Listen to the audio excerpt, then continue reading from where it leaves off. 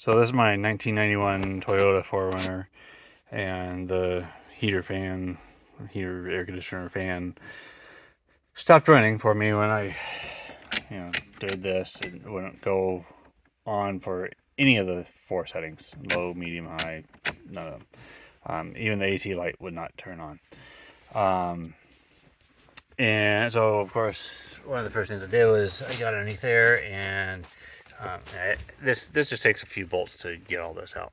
But this should be put on with a screw, but there's a couple of fuses right in there, and both of the fuses are fine. So I proceeded to remove the fan, but in order to get to the fan, you've got to remove this cover that goes underneath there. And there's another video here on YouTube from someone else that did this, but he didn't go into detail.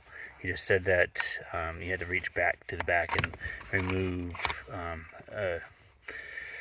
some wires, and then you should be able to pop this out. And it's just a few screws. You can see 1, 2, 3 screw holes.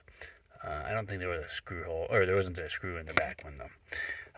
So I got this. Oh, actually, there's one more screw, and there's this thing right here that you have to just pull out. It just pops out. Not too hard, but it attaches to this thing right here that just opens and closes that. But here's the thing that wasn't covered that I wish would have been covered is when you try to get to the very, very back, there's these screws that hold the fan.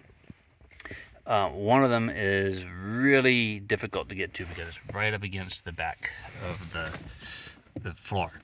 And if you have the carpet in the way, that doesn't help. And this is in the way, that doesn't help.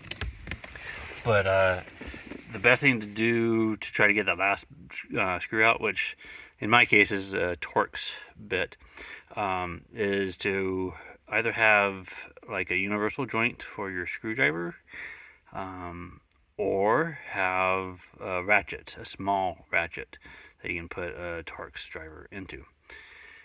I haven't got things up and running yet. Maybe I'll do a second video and attach these two together, but I'm going to replace both the fan as well as the resistor that's back up in there. I'm just going to go ahead and replace both of them because one might, the concern I have is that if I replace one and the other one isn't broke, but the other one is what's causing the one to get broke in the first place.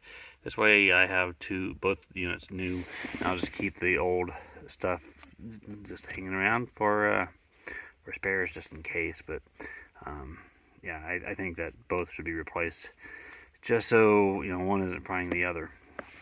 I hope that helps. Good luck.